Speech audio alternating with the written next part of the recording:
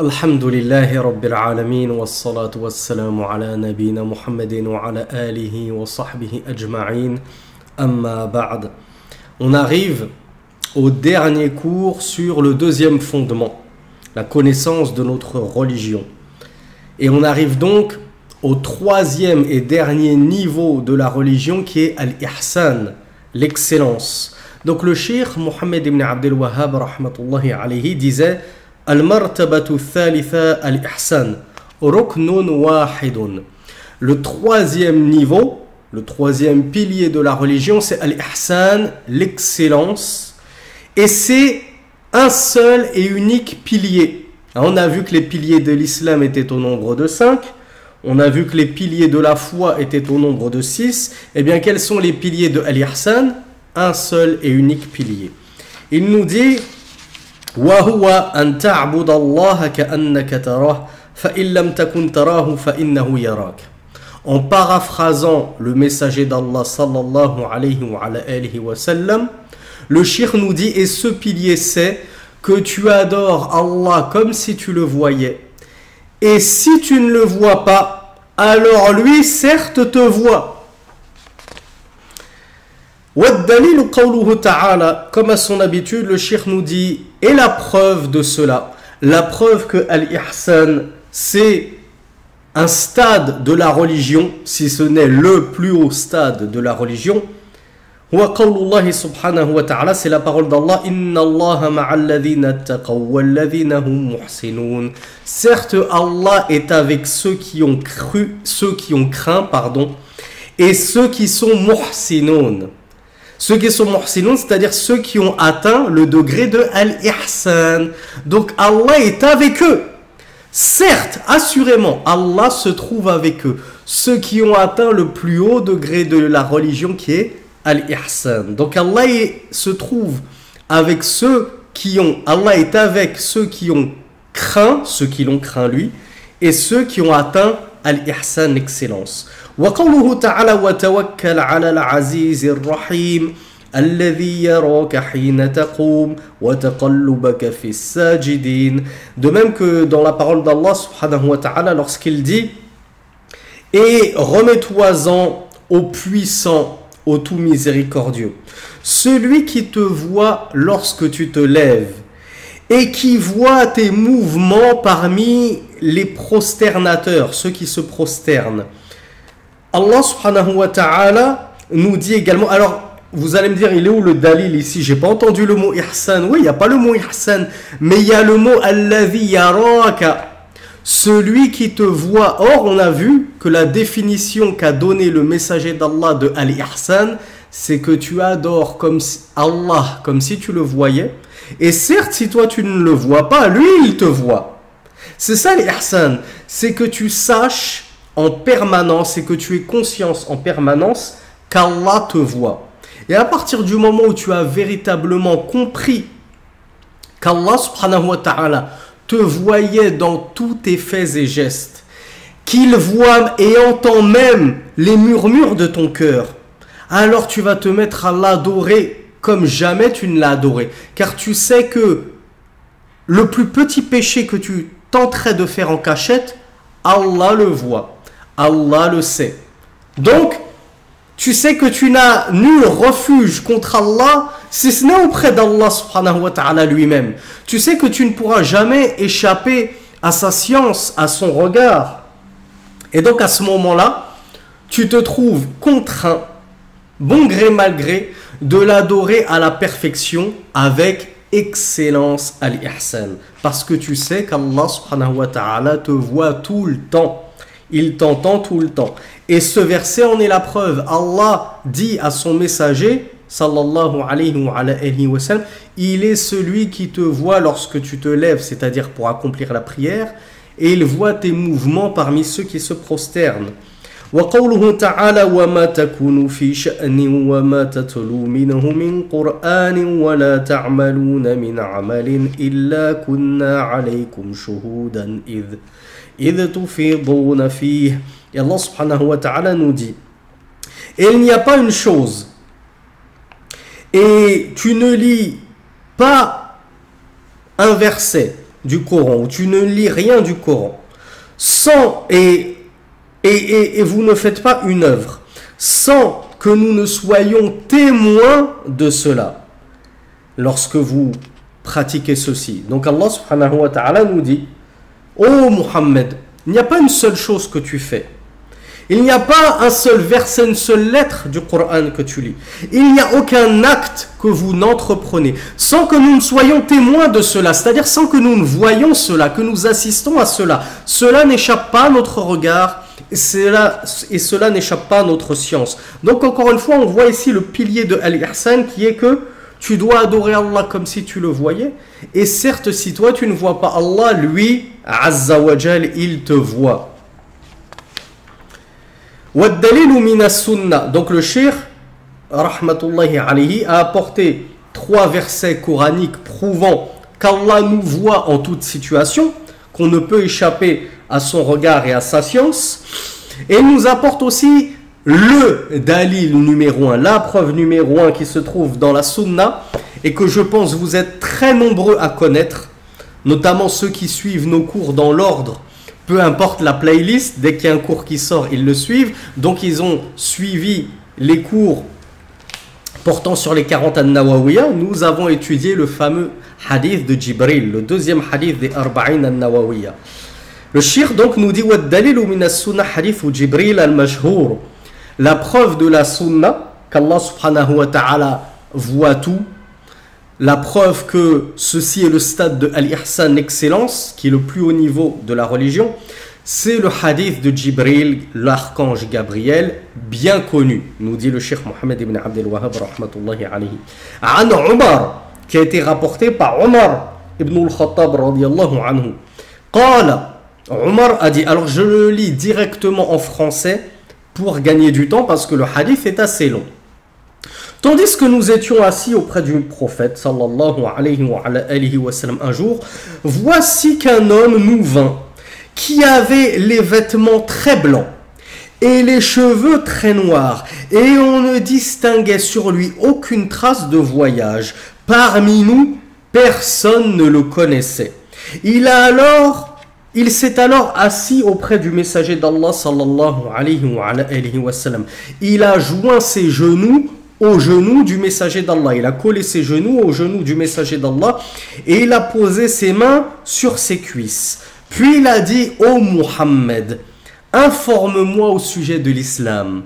Alors le messager d'Allah sallallahu alayhi wa sallam lui a répondu, l'islam c'est que tu attestes qu'il n'y a d'autre Dieu qu'Allah et que Muhammad est le messager d'Allah et que tu pratiques la prière, que tu t'acquittes de la zakat, l'aumône légale, que tu jeûnes le mois de Ramadan et que tu partes en pèlerinage à la maison, c'est-à-dire à la Kaaba, la maison sacrée d'Allah, si tu en as les moyens.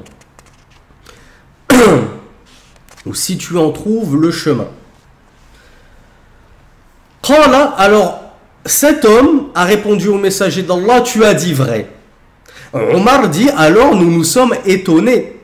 Il lui pose la question, il l'interroge, puis il le confirme, et il l'approuve et lui dit, tu as dit vrai. Puis cet homme a dit, informe-moi au sujet de Al-Iman, de la foi. Alors le messager d'Allah lui a dit, c'est que tu crois en Allah, en ses anges, en ses livres, en ses messagers, en le jour dernier, et en le destin, qu'il soit bon ou mauvais.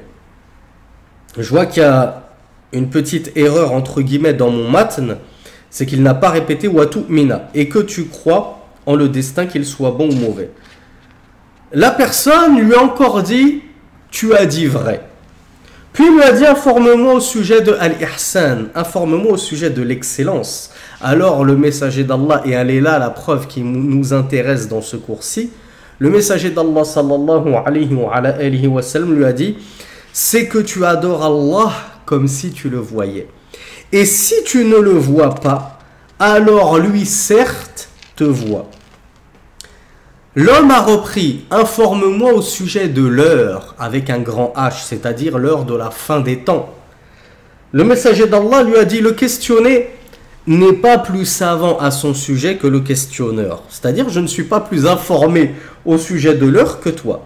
Alors l'homme a repris, alors informe-moi de ses prémices, informe-moi de ses signes avant-coureurs. Alors le messager d'Allah lui a dit, lorsque l'esclave donnera naissance à sa maîtresse, et que tu verras les va-nu-pieds, ceux qui en temps normal sont nus, pauvres, bergers d'ovidés, c'est-à-dire ils sont gardiens de moutons, concourir dans les édifices, c'est-à-dire se rivaliser à qui aura la plus haute tour, et qui aura les plus hautes constructions. Qala, Omar nous dit, et il poursuit le hadith, il dit, puis cet homme est parti, et alors je demeurai un certain laps de temps. Faqala ya Omar, et alors, après ce laps de temps qui s'est écoulé, comme nous le verrons, dans certaines versions, on trouve que c'était 3 jours. 3 jours se sont écoulés depuis cet événement étrange. Et cet homme étrange, le messager d'Allah est venu me voir et m'a dit, oh Omar, sais-tu qui était le questionneur, c'est-à-dire de la dernière fois? Alors Omar a répondu, j'ai dit, Allah et son messager sont plus savants. Alors le prophète sallallahu alayhi wa sallam a dit, c'était certes Jibril, l'archange Gabriel, qui est venu pour vous apprendre votre religion. Et le hadith, il est authentique, il est rapporté par Muslim. Ainsi se terminent les propos du cheikh Mohammed ibn Abdel Wahhab concernant le deuxième fondement de cet épître, les 3 fondements. Donc on va revenir sur tout ça avec les explications de cheikh Mohammed ibn Ibrahim al-Sheikh rahmatullahi alayhi. Donc on avait vu que le cheikh avait introduit cette dernière partie en disant wal martabatu thalitha al-ihsan. Le 3e niveau donc de la religion, c'est l'excellence, al-ihsan. Al-ihsan ou al-ikhlas, nous dit cheikh Mohammed ibn Ibrahim. Qu'est-ce que al-ihsan en langue arabe? Synonyme al-ikhlas. Et al-ikhlas, on le sait, on l'a beaucoup étudié dans ces cours précédents, dans les précédents cours des 3 fondements. On l'a aussi étudié dans la playlist des Arba'in al-Nawawiyya. On l'a étudié dans peut-être toutes les playlists qu'on a données, tellement c'est un thème important que al-ikhlas. Al-ikhlas, c'est la pureté de l'intention. C'est-à-dire que lorsque je fais une œuvre, je l'avoue à Allah subhanahu wa ta'ala seul. Donc mon intention, elle est pure, elle est vouée en exclusivité à Allah. Pour ça qu'on traduit ikhlas en français soit par la pureté, c'est-à-dire la pureté de l'intention, soit on le traduit par l'exclusivité. C'est-à-dire l'exclusivité, cette œuvre que je voue à Allah, je l'avoue en exclusivité à Allah. C'est-à-dire je l'avoue à Allah et à personne d'autre que lui, subhanahu wa ta'ala. Donc al-ihsan, l'excellence, nous dit Cheikh Mohammed ibn Ibrahim, c'est cette pureté d'intention, cette exclusivité de culte et d'adoration. Pourquoi? Parce que lorsque j'ai atteint ce plus haut niveau de la religion, lorsque j'œuvre à tel point que c'est comme si je voyais Allah, je me représente dans ma tête qu'Allah est devant moi, je ne peux pas mal œuvrer. Lorsque je fais ma prière et que j'ai pleinement conscience qu'Allah est devant moi, il me voit, il m'entend, il assiste à ma prière, je ne peux faire cette prière qu'à la perfection. Comme nous le verrons dans l'explication du shirk, je la fais à la perfection dans mon fort intérieur en y mettant une intention parfaite, une pureté d'intention parfaite. Cette prière, elle est exclusivement vouée à Allah. Elle n'est pas pour impressionner les fidèles qui prient derrière moi. Elle n'est pas pour impressionner ma femme, mes voisins qui sont à côté, mon père, ma mère, mes enfants. Elle est uniquement destinée à Allah et pour plaire à Allah. Ça, c'est ce qui concerne l'intérieur. Et puis extérieurement, ma prière sera aussi parfaite parce que je vais la faire consciencieusement, minutieusement, avec tous ces arcanes, tous ces piliers, tous ces wajibat, tous les devoirs de la prière, même toutes les sunan de la prière, je vais les faire. Et toutes les makruhat de la prière, je vais les éviter. Donc cette œuvre que je fais bi-ihsan, avec excellence, je vais la faire bi-ikhlas, avec sincérité, pureté d'intention et exclusivité pour Allah subhanahu wa ta'ala. Et en apparence, je vais la faire de la meilleure des manières. Et comment la faire de la meilleure des manières, si ce n'est en la faisant en conformité totale avec la façon dont l'a fait le messager d'Allah. Et ça vaut, sallallahu alayhi wa sallam, pour la prière, tout comme ça vaut pour toute œuvre. Le pèlerinage, lorsque je vais l'effectuer, je l'effectue bi-ikhlas, pour Allah subhanahu wa ta'ala seul, pas pour revenir dans mon pays et que tout le monde m'appelle Al-Hajj. Al-Hajj, lui c'est Al-Hajj, attention, il faut l'appeler Al-Hajj, il est parti au pèlerinage. C'est le top du top, le frère. Il a fait son pèlerinage, il est intouchable. C'est Al-Hajj maintenant. Non, moi je le fais pas pour qu'on m'appelle Al-Hajj et qu'on me place à une place que je ne mérite pas forcément, parce que je continue à faire plein d'actes de désobéissance. D'ailleurs, petite parenthèse, il y en a qui retardent volontairement le Hajj, le pèlerinage, jusqu'à 60 ans, 70 ans, 80 ans, parce qu'ils ont la conception fallacieuse que lorsque je vais au Hajj, je n'ai plus le droit de pécher après le Hajj. Je n'ai plus le droit de désobéir à Allah subhanahu wa ta'ala après le Hajj. Donc, si je vais au Hajj, ça implique que je devrais porter le voile. Et moi, je ne suis pas encore prête à porter le voile. Donc, je vais attendre d'avoir 70 ans pour faire le Hajj. Pareil pour les frères. Moi, j'attends d'aller au Hajj parce que je ne suis pas encore prêt à abandonner l'usure, le riba. Je ne suis pas encore prêt à me laisser pousser la barbe. Je ne suis pas encore prêt à faire toutes les prières à l'heure. Je ne suis pas encore prêt à donner ma zakat. Donc, j'attends le Hajj. Le Hajj, en fait, c'est synonyme de perfection. C'est-à-dire que quand j'ai fait le Hajj, je suis devenu un ange. Je suis parfait, je ne désobéis plus à Allah. Et ça, ce n'est ni plus ni moins qu'un stratagème du shaitan pour leur faire reculer le Hajj jusqu'à ce qu'ils meurent sans s'être acquittés de cette obligation du Hajj alors qu'ils en avaient les moyens, c'est-à-dire les capacités physiques et financières. Et ça, c'est une conception totalement fausse. C'est une ruse du diable pour vous faire délaisser le 5e pilier de l'islam, qui est Al-Hajj, le pèlerinage. C'est pas parce que tu vas au pèlerinage que ça veut dire que tu es devenu un ange immaculé et que tu ne feras plus de péché ou que tu ne dois plus faire de péché. Les péchés de base, tu ne dois pas les faire avant, pendant et après le Hajj. C'est pas parce que tu n'as pas fait encore le Hajj que tu as le droit de pécher. Oh ma sœur, c'est pas parce que tu n'es pas une haja, entre guillemets, sachant que Al-Hajj, ça veut dire celui qui est en train de faire le pèlerinage. C'est un ismu fa'il. Ismu al-fa'il يدل على حدوث الفعل يعني يدل على أنك متلبس بالفعل. Ismu fa'il, al-Hajj, ça veut dire celui qui est en train d'accomplir le Hajj, le pèlerinage. Donc une fois que tu reviens en France, tu n'es plus al-Hajj. Parce que ton Hajj, il est terminé, ça y est, tu n'es pas en train de le faire. Donc rien que dans la langue arabe, c'est une erreur d'appeler les gens Al-Hajj. Et nos savants nous ont dit qu'il ne convenait pas d'appeler les gens Al-Hajj. Maintenant, c'est vrai qu'au Maghreb, c'est devenu une coutume, même en Égypte, hein, c'est une coutume d'appeler les gens Al-Hajj, Al-Hajj, Al-Hajj. C'est une forme de respect. Mais normalement, ce n'est pas un terme qu'il convient d'employer. Déjà, sémantiquement parlant, il est faux, puisque Al-Hajj, ça veut dire le pèlerin. Or, lorsque tu as terminé le pèlerinage, tu n'es plus un pèlerin. Ça y est, il faut te rappeler par ton prénom, normalement.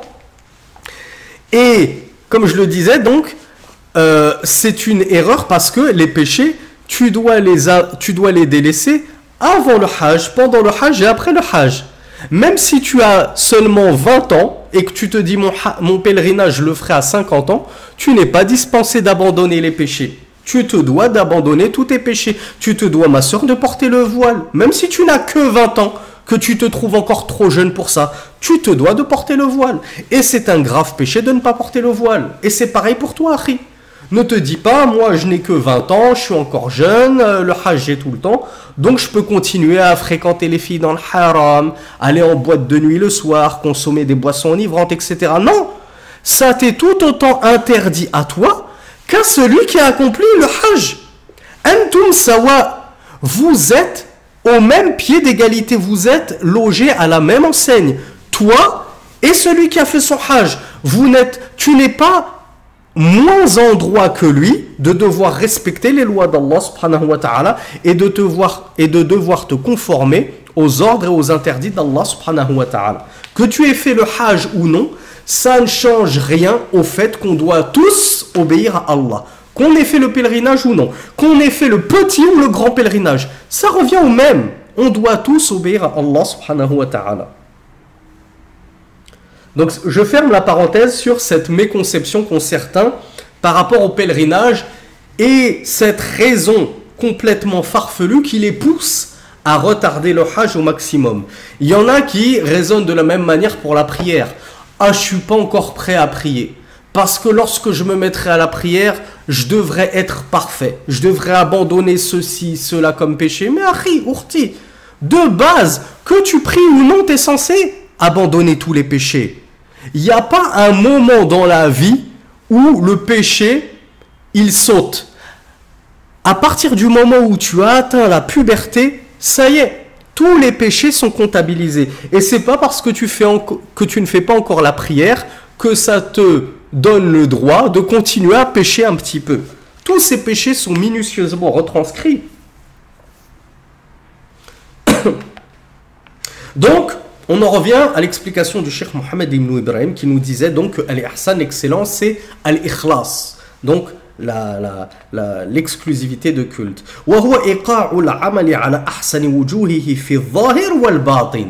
Et le Cheikh nous explique ce que c'est que al-ikhlas. Il nous dit c'est le fait d'effectuer une œuvre de la meilleure des façons, sous toutes ses facettes.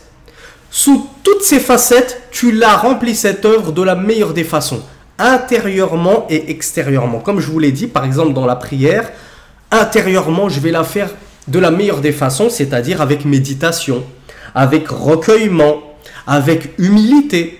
Et extérieurement, je vais aussi la faire de la meilleure des façons, en remplissant les piliers de la prière, les obligations de la prière, les sunan de la prière, en m'éloignant de toutes les mukrahat, toutes les choses détestables dans la prière, fadlan anil muharramat, et a fortiori ce qui est interdit de faire dans la prière, بحيث يكون قائما به في الباطن والظاهر على أكمل ما يكون فهذا هو الإحسان. C'est ça l'ihsan, la perfection, l'excellence dans la religion, c'est d'œuvrer pour Allah subhanahu wa ta'ala de la meilleure des façons. ولهذا يفسر بالإخلاص, c'est pour ça qu'on le traduit par al-ikhlas. واشتقاقه من الحسن, al-ihsan ça vient de al-husn. Al-husn, il y en a certains qui savent ce que ça veut dire dans la langue arabe. Qu'est-ce que ça veut dire al-husn? Pensez au prénom Hassan, al-Hassan. Pensez au prénom féminin Hasna. Ça veut dire quoi Hasna? Celle qui est belle, celle qui est jolie. Al-husn, c'est la beauté. Al-ihsan, ça vient de al-husn, la beauté. Al-ihsan, c'est la beauté de l'œuvre. C'est l'œuvre qui est effectuée tellement parfaitement pour Allah subhanahu wa ta'ala que cette œuvre elle est belle, elle est agréable à regarder et Allah aime cette œuvre. نهاية الإخلاص الناشئ عن حقيقة الاستحضار ومن حيث الظاهر كمال المتابعة. Donc le cheikh nous dit intérieurement al-ihsan c'est l'apogée de l'ikhlas, donc l'apogée de la pureté de l'intention et de l'exclusivité du culte voué à Allah, qui émane de al-istihdar. Il émane d'une conscience parfaite de quoi? Que Allah subhanahu wa ta'ala te voit en tout temps, en tout lieu. Il sait exactement ce que tu es en train de faire. Il sait même ce que ton cœur pense à l'intérieur de ta poitrine. Et extérieurement, c'est kamalul mutaba'a. C'est la perfection du suivi. Qu'est-ce que ça veut dire? Ça veut dire la perfection du suivi du messager d'Allah sallallahu alayhi wa sallam, en t'acquittant notamment de toutes les sunan dans cet acte. Cet acte d'adoration que tu vas effectuer, que ce soit le pèlerinage, la prière, la zakat, le jeûne, tu vas remplir ces obligations à cet acte et tu vas aller jusqu'à suivre le messager d'Allah dans toutes les sunan que renferme cet acte. وتفسير من فسره بالإخلاص تفسير له بنتيجته وثمرته فإن من اتصف بذلك فإنه يكمل العمل في الظاهر والباطن. Donc celui qui va être décrit par Al-Ihsan, donc le muhsin, l'excellent, la personne excellente dans sa religion, c'est celui qui va être caractérisé par la perfection de son œuvre, aussi bien intérieurement qu'extérieurement. Ruknun wahid, on a dit que les piliers de l'ihsan sont au nombre de 1. Il y a un seul pilier pour l'ihsan. ولهذا جاء في تعريفه أن تعبد الله كأنك تراه فإن لم تكن تراه فإنه يراك. Et c'est pour ça que le messager d'Allah sallallahu alayhi wa sallam a défini l'ihsan en un seul pilier, alors que l'islam, comme on l'a vu, il l'a défini en 5 piliers. Il a dit l'islam, c'est que tu attestes qu'il n'y a d'autre Dieu qu'Allah, que Mohammed est le messager d'Allah, que tu t'acquittes de la prière, etc. Al-Iman, pareil, il l'a défini en 6 piliers. C'est que tu crois en Allah, tu crois en les anges, tu crois en les livres, etc. Al-Ihsan, il l'a défini en un seul pilier. Il a dit, c'est que tu adores Allah comme si tu le voyais. Et certes, si toi tu ne le vois pas, lui assurément te voit. Un seul et unique pilier. Mais comme on va le voir, ce pilier, il a 2 composantes. Le cheikh nous dit فَهَذَا بَيَّنَ أَنَّهُ مَرْتَبَتَانِ. Cette parole du messager d'Allah, elle nous clarifie que cet unique pilier de l'ihsan, il a toutefois 2 niveaux. Il a 2 facettes. Le premier niveau et la première facette, إِحْدَاهُمَا أَن تَعْبُدَهُ كَأَنَّكَ تَرَاهُ. C'est le fait que toi, tu adores Allah comme si tu le voyais. أن تعبده بأنواع العبادة التي أمرك بها كأنك تراه ومن يعبد الله على الاستحضار فإنه لا يترك شيئا من ذلك إلا جاء به. Celui qui va adorer Allah subhanahu wa ta'ala en ayant pleinement conscience, plutôt celui qui va adorer Allah subhanahu wa ta'ala comme s'il le voyait. C'est-à-dire qu'il a tellement conscience qu'Allah le voit, qu'il a l'impression qu'Allah est devant lui et qu'il peut presque le voir, il peut presque le toucher, sachant que sur terre on ne peut pas voir Allah, et encore moins toucher Allah. Mais dans l'au-delà, Inch'Allah, on verra Allah. Mais toi, tu as tellement ce istihdarul qalb, tu as tellement conscience qu'Allah te voit, que c'est comme si tu le voyais, c'est comme si tu le représentais devant toi. Et Cheikh nous dit, celui qui arrive à s'imaginer qu'Allah est devant lui, c'est presque comme s'il pouvait le voir, eh bien celui-là ne pourra faire une œuvre, ne pourra faire toutes ses œuvres que selon la perfection, que selon Al-Ihsan. Donc de la meilleure des façons. Et de cette œuvre, il ne délaissera absolument rien des composantes de cette œuvre en termes de piliers, de wajibat, d'obligations, de sunan, même les sunan, il n'en délaissera pas une seule, parce qu'il veut plaire à Allah, ce Allah qui est devant lui. وَإِن نَقَصَتْ فَإِنَّهُ أَتَى بِالْكَمَالِ إِلَّا أَنَّهُ دُونَ الْمَرْتَبَةِ الْأُولَى. Et s'il n'arrive pas à atteindre cette première facette de Al-Ihsan, qui est que tu t'imagines que tu vois Allah subhanahu wa ta'ala, alors au moins atteint la deuxième facette, la deuxième composante de ce pilier, qui est que, à minima, sache au moins qu'Allah, lui, te voit. Si toi, tu ne le vois pas, et certes, tu ne le vois pas, on est tous d'accord là-dessus, mais à défaut d'avoir tellement conscience qu'Allah te voit, que c'est presque comme si tu te le représentais et que tu le voyais, au moins sois sûr et aie la certitude que lui, il te voit. Tu ne peux pas échapper à son regard et à sa science.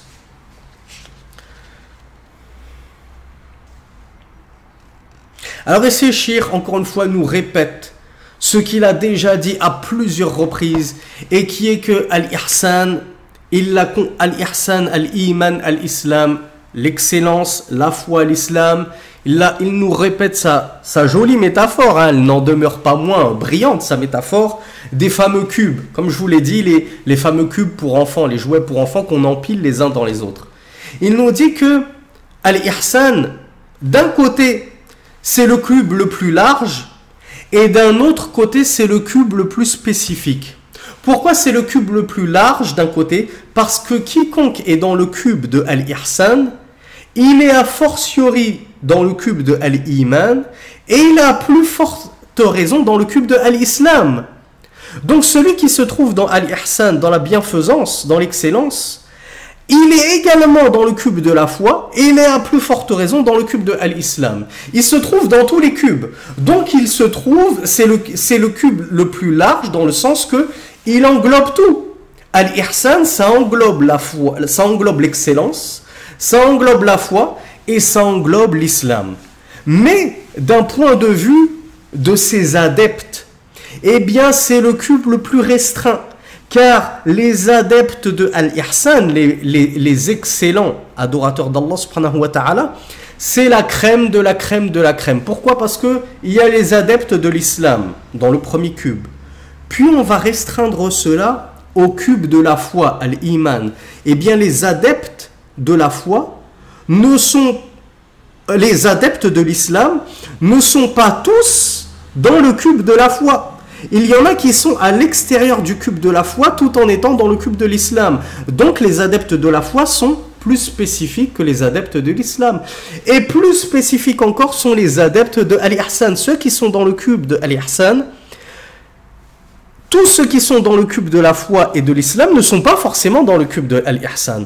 Donc ceux qui sont dans le cube de Al-Ihsan, l'excellence, les excellents adorateurs d'Allah, c'est la crème de la crème de la crème de Al-Islam. Voilà pourquoi, voilà comment a décrit et a dressé comme parabole le Cheikh Mohammed ibn Ibrahim les adeptes de Al-Ihsan et comment il nous a illustré ces trois niveaux de la religion par cette métaphore enfantine, mais au moins on est sûr que tout le monde la comprendra et que tout le monde aura envie donc de sauter d'un cube à l'autre pour se retrouver dans le cube du milieu qui est la crème des crèmes comme on l'a dit, le cube de Al-Ihsan. Alors, je saute donc parce que ça tient sur une page voire plus, tellement il se répète à ce sujet-là et on l'a déjà étudié à plusieurs reprises. Donc, le cheikh nous dit وَلَيْسَ الْمُرَادُ أَنَّهُ يَخْرُجُ وَإِنْ خَرَجَ alors فَمَنْ نَقَصَ إحسانه خرج من دائرة الإحسان إلى دائرة الإيمان وإن خرج إلى دائرة الإسلام وليس المراد أنه يخرج من الإيمان بالكلية. Alors un petit point, une petite aparté, même si c'est très logique, hein, je pense que personne n'aura eu cette shubha, cette ambiguïté. Celui qui sort du cercle de Al-Ihsan, de l'excellence, est-ce que ça veut dire qu'il est sorti de l'islam? Absolument pas. Celui qui sort du cercle de l'excellence, du milieu, Cheikh nous dit, il se retrouve dans le deuxième cercle, dans le cercle de la foi. Donc il n'en demeure pas moins mu'min. Et s'il sort du cercle de Al-Iman, de la foi, est-ce que pour autant il sort de l'islam? Non. S'il sort du cercle de la foi, il n'en demeure pas moins pour autant musulman. Il reste encore musulman. C'est pas parce qu'il est au plus bas de l'échelle de la religion que ça veut dire qu'il est sorti de la religion. Tu es juste au plus bas de l'échelle de la religion. Tu es au dernier niveau de la religion, ou au tout premier niveau, le plus bas de la religion, tu es juste un musulman. Ensuite, lorsque tu t'améliores dans ton islam, tu deviens mu'min, croyant.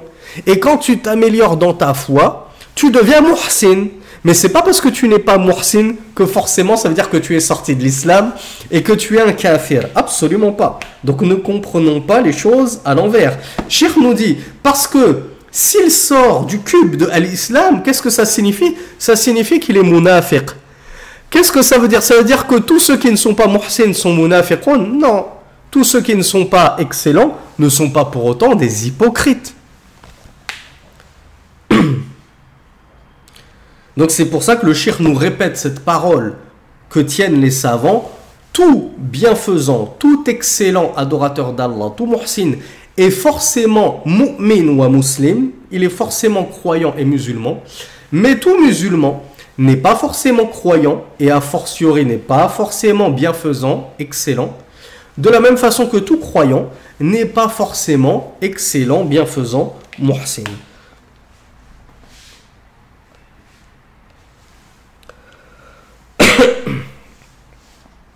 Cheikh nous dit فَإِذَا قَوِيَ إِسْلَامُهُ وَقَامَ بِالْمَنْدُوبِ فَإِنَّهُ يَدْخُلُ فِي مَرْتَبَةِ الْإِسْلَامِ الْإِيمَانِ. Ça c'est un point intéressant.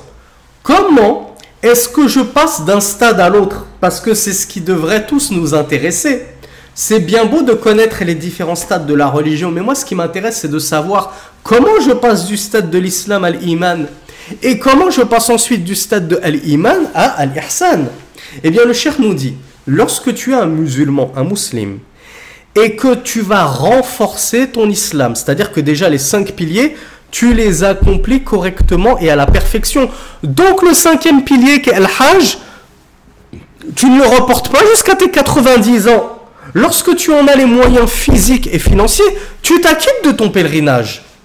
Pareil pour ta zakat. Comment ça se fait que tu te dis, oh la zakat c'est pas trop grave, ça va, je la sortirai quand je serai vraiment riche. Là pour l'instant, oui c'est vrai que je suis soumis à la zakat, mais si je la donne, ça va m'appauvrir. Si tu ne t'acquittes même pas des 5 piliers de l'islam, comment tu veux déjà atteindre le stade de al-mu'min? Si déjà le stade de l'islam, tu ne l'as pas concrétisé. Donc Cheikh nous dit, pour passer au 2e niveau qui est al-iman, la foi, faut déjà que ton islam il soit fort, que déjà que tes 5 piliers de l'islam ils soient forts, ils soient concrétisés. Thumma ta'ti bil mandub. Et ensuite, à ces 5 piliers, ils sont obligatoires, ces 5 piliers. Est-ce que ça suffit de s'acquitter des 5 obligations pour passer d'un pilier à un autre? Non, puisque s'acquitter des 5 piliers obligatoires de l'islam, c'est censé être la base. Barakallahu fik, on ne va pas t'encenser pour ça. On ne va pas te donner une couronne. On ne va pas t'appeler princesse parce que tu t'es acquitté des 5 piliers de l'islam. C'est déjà la base. Tu devrais même pas en être fier. Tu devrais même pas fanfaronner pour ça. C'est le strict minimum. C'est le minimum syndical de s'acquitter de ces 5 piliers. Qu'est-ce qu'il faut faire pour sauter, pour passer d'un niveau à un autre et atterrir au niveau de l'iman? Le cheikh nous dit, ta'ti bil mandoub, tu t'es acquitté des 5 obligations, c'est bien. Maintenant, tu vas commencer à gratter les choses recommandées de l'islam. Et à ce moment-là, quand tu vas rajouter à tes 5 piliers, là, la foi aura commencé à pénétrer dans ton cœur. Pourquoi? Parce que tu ne vas pas te limiter aux 5 piliers de l'islam. Tu diras, moi, je crois en Allah, j'ai foi en Allah, j'ai envie de rajouter. J'ai envie qu'Allah m'élève en degré. Donc, tu vas rajouter dans ton islam et alors tu vas devenir mu'min, croyant. Le cheikh nous dit, ثم إن كمل الإيمان الواجب ولم يأتي بالمندوب فإنه لا يخرج من دائرة الإيمان وإذا أتى بالمندوب من الإيمان مع الواجب فإنه يدخل في دائرة الإحسان. Puis, une fois que tu auras atteint ce stade de l'iman, tu vas pratiquer seulement les actes obligatoires de l'iman. Croire en Allah, croire en ses anges, croire en ses messagers, ta. Mais il y a des actes qui ne sont pas obligatoires dans l'iman, comme on l'a vu dans un hadith, comme par exemple imatatul adha anit tariq, le fait d'ôter un obstacle du chemin, ça fait partie de la foi. Mais ça ne fait pas partie des impératifs et des obligatifs de la foi. Ça fait partie des actes recommandés de la foi. Eh bien, si toi, dans ta foi, tu t'acquittes de tout ce qui est obligatoire, mais que tu ne t'acquittes pas en sus, en plus de cela, des actes recommandés de la foi, eh bien, tu ne vas pas sortir pour autant de la foi, nous dit Cheikh Mohammed ibn Ibrahim, rahmatullahi alayhi. C'est pas parce que tu te limites au minimum syndical de la foi que tu sors de la foi.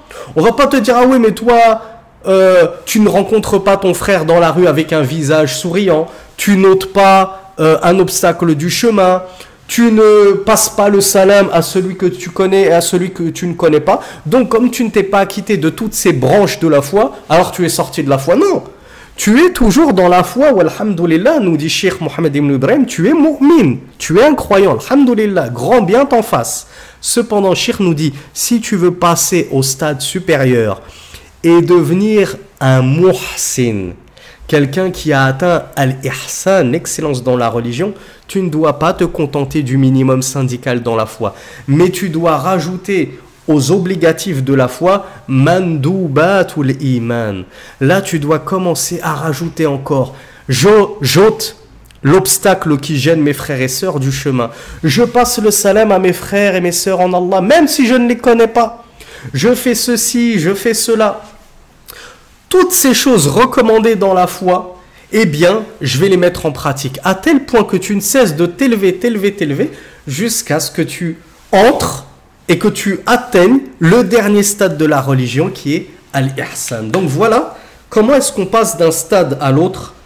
Et qu'Allah fasse miséricorde au shir pour avoir eu la lucidité, la judicieuse idée de nous apprendre comment passer d'un niveau à l'autre.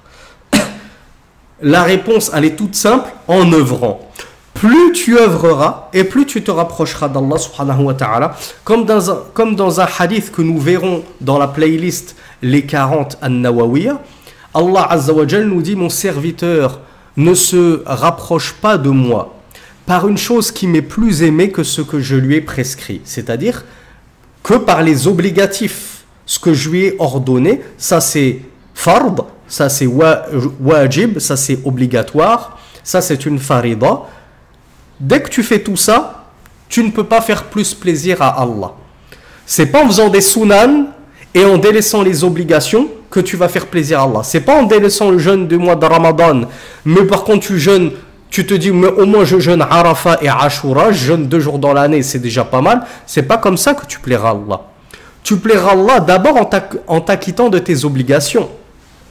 Mais ensuite Allah nous dit: mais mon serviteur ne cesse de se rapprocher de moi bin nawafil, par les actes surérogatoires, hatta uhibbahu, jusqu'à ce que je l'aime. Ya Rab, oh mes frères, mes sœurs, est-ce qu'il y a un stade dans la religion que vous souhaitez plus que le stade où Allah t'aime? Tu t'es tellement rapproché d'Allah qu'Allah a fini par t'aimer, jusqu'à ce qu'il nous dise à la fin du hadith: et lorsque j'aime mon serviteur, je deviens son ouïe avec laquelle il entend, je deviens sa vue avec laquelle il voit, je deviens sa main avec laquelle il saisit, son pied avec lequel il marche. Subhanallah. Et s'il me demande, je l'exauce, je lui accorde ce qu'il m'a demandé. Qui d'entre vous ne rêve pas secrètement d'atteindre ce stade où Allah t'aime? Ya Rab, Allah t'aime. On a tous envie d'être aimés par nos épouses, nos parents, nos enfants. Là, c'est un autre niveau. C'est ton Seigneur qui t'aime. Tu lui demandes: Ya Rab, donne-moi ceci, il te le donne. Il est ton ouïe, il est ta vue. Tu ne vois plus que le halal. Tu n'as même plus envie de regarder le haram. Tu n'as plus envie d'écouter les choses illicites, la musique, etc. et les films, les jeux vidéo. Ton cœur est empli de foi. Ça, c'est le niveau ultime. Mais comment est-ce qu'on atteint ce niveau ultime? Allah nous l'a dit. D'abord, tu t'es acquitté de tous les actes obligatoires, puis tu ne cesses de te rapprocher d'Allah bin nawafil, par les actes surérogatoires, ces actes recommandés de la religion. Et tu en fais tellement, que ça y est, tu vas passer du stade de l'islam à al-iman, puis du stade de la foi à al-ihsan, l'excellence. Et à partir du moment où tu seras devenu muhsin, excellent, alors oui, tu pourras être un waliullah, un allié d'Allah subhanahu wa ta'ala. Ensuite, le cheikh nous avait dit: وإذا خرج عن هذه الدوائر الثلاثة فهو خارج إلى غضب الله وعقابه والعياذ بالله وداخل في دائر الشيطان أو في دوائر الشيطان والعياذ بالله. Et le cheikh Mohammed ibn Ibrahim rahmatullahi alayhi nous dit: et s'il sort de ces 3 niveaux, al-islam, al-iman, al-ihsan, il a dégringolé, il est tombé, il est sorti d'al-ihsan pour al-iman, il a encore dégringolé, et ne pensez pas que ça n'arrive pas. Il y a des gens, et on a connu un savant en tout cas, qui défendait la salafia bec et ongle. Il a tellement dégringolé qu'il a fini athée, défendant l'athéisme. Est-ce que vous connaissez pire que ça? Et bien toi tu dégringoles, jusqu'à ce que même le stade de al-islam, qui est le plus bas de l'échelle de la religion, tu finis par dégringoler. Et bien Cheikh nous dit: lorsque tu dégringoles à ce point-là, tu vas sortir dans un autre cercle, ou dans d'autres cercles, qui sont les cercles du diable. Parce qu'à partir du moment où tu sors de l'islam, tu n'es nulle part d'autre que dans le chemin du diable, dans le clan du diable. C'est pour ça que je vous disais dans des publications dans une publication, il n'y a que deux clans, il n'y a que deux équipes en islam, le clan d'Allah et le clan du shaitan. Il n'y a pas de clan intermédiaire. Tu ne peux pas dire, moi, j'ai pas trop envie d'être avec l'équipe d'Allah, cependant, c'est-à-dire avec les mu'minoun, les croyants, j'ai envie d'aimer un petit peu les kuffars et d'avoir une certaine alliance avec eux. Mais je veux pas être dans leur clan non plus, je veux pas être affilié à eux. Je veux être entre les deux. J'aime les musulmans et j'aime les kuffars. Je veux de soucis avec personne. J'ai envie d'être ami avec tout le monde. Je vous ai dit ça n'existe pas. Tu dois choisir ton camp. Il n'y a que deux camps. Le camp du kufr et le camp de Al-Iman. Le camp de la mécréance et le camp de la foi. Et Cheikh Ibn Ibrahim nous dit, si tu as dégringolé du camp de l'islam, eh bien, tu ne te retrouves nulle part d'autre que dans le clan de la mécréance. Et le clan de la mécréance, c'est l'équipe de Shaitan et de ses sbires, qu'Allah nous en préserve. Cheikh nous dit, دخوله في الإسلام أن يكون داخلا في الإحسان والإيمان. Alors, il nous dit فلا يلزم من دخوله في الإسلام أن يكون داخلا في الإحسان والإيمان وليس المراد أن من لم يكن في الإحسان والإيمان أنه يكون كافرا فإنه مسلم لكن لا يكون مؤمنا الإيمان الكامل الذي يستحق أن يثنى عليه به فإنه لو كان مؤمنا الإيمان الكامل لمنعه من المعاصي والمحرمات. Donc le début on l'a déjà vu, c'est pas grave, on va la répéter, ça fait toujours du bien. Et la fin, elle est magnifique. Cheikh nous dit, il n'implique pas forcément le fait que tu ne sois pas, le fait que tu rentres dans l'islam n'implique pas forcément que tu sois rentré dans la foi et dans l'excellence. On le sait, hein, quand tu as atteint le premier niveau, ça n'implique pas forcément que tu as atteint le deuxième et le troisième niveau. Mais le sens de cela ne signifie pas que man lam yakun fil ihsani wal iman annahu yakunu kafiran. Ça n'implique pas forcément que celui qui n'est pas muhsin ou qui n'est pas mu'min, croyant, qu'il est forcément kafir mécréant. Ceci n'implique pas cela comme on l'a vu tout à l'heure. Fa innahu muslim. Il n'en demeure pas moins musulman. C'est pas parce que tu n'es pas croyant et encore moins excellent que ça veut dire que tu es un hypocrite ou un mécréant. Non. Tu n'en demeures pas moins musulman, jusqu'à preuve du contraire, jusqu'à ce que tu sortes même du cercle de l'islam. Il nous dit cependant, il ne sera croyant d'une foi complète, méritant qu'on lui fasse des éloges. Hein, souvenez-vous de ce que je vous disais tout à l'heure. Toi, tu fais tes 5 piliers de l'islam et tu fanfaronnes. Tu es parti au pèlerinage, tu fanfaronnes devant tout le monde. Tu exiges qu'on t'appelle Hajj. Tu t'achètes une petite abaya saoudienne. Tu portes une imama et tu te prends pour Cheikh Dunya. Tu te prends pour le saint des saints. Tu exiges qu'on te baise la main et les pieds. Tout ça parce que tu as fait ton pèlerinage à 80 ans. Mais il était temps que tu te réveilles, Akhi. 80 ans, subhanallah. Estime-toi heureux qu'Allah n'ait pas repris ton âme avant ça, avant cet âge-là, et qu'il t'ait repris ton âme alors que tu ne te sois même pas acquitté de cette obligation. Donc, c'est pas parce que tu fais les 5 piliers de l'islam que tu dois fanfaronner et être fier de toi et te dire oui mais les gens ils devraient être fiers de moi, mes parents ils devraient être fiers de moi, ma femme elle devrait être fière de moi, j'ai fait le pèlerinage. Mais c'est la base, Akhi, de faire ton pèlerinage. Réveille-toi, t'as eu le temps de faire 10 voyages à Phuket, à Ulaanbaatar et à Tahiti et à Hawaï et t'as fait une petite Umrah et t'es tout fier de toi. Donc le cheikh nous dit, il ne mérite à la limite les éloges des gens, sachant qu'entre parenthèses, le messager d'Allah nous a appris à ne pas faire d'éloges, sallallahu alayhi wa sallam, de nos frères et de nos sœurs. Qu'il a dit, lorsque tu lui fais des éloges, tu es en train de lui couper le cou, tu es en train de le tuer ton frère. Pourquoi? Parce que quand tu éloges quelqu'un, il peut avoir du kibr, il peut avoir du riya, il peut finir par tomber dans l'orgueil, dans l'ostentation, parce que tu lui as monté la tête, comme on dit. Tu l'as tellement chauffé, tu l'as tellement engrainé qu'après il se prend pour Cheikh Shuyur. Il se prend pour le saint des saints, le savant des savants, le super musulman numéro 1. Donc évite de faire des éloges à tes frères et à tes sœurs. Cependant, celui qui a la foi parfaite et complète, lui mérite qu'on fasse ses éloges. Il ne faut pas lui faire, mais il mériterait qu'on fasse ses éloges. Et en tout cas, Allah l'éloge devant ses anges, comme on le verra aussi dans un autre hadith de la playlist des 40 Nawawiya.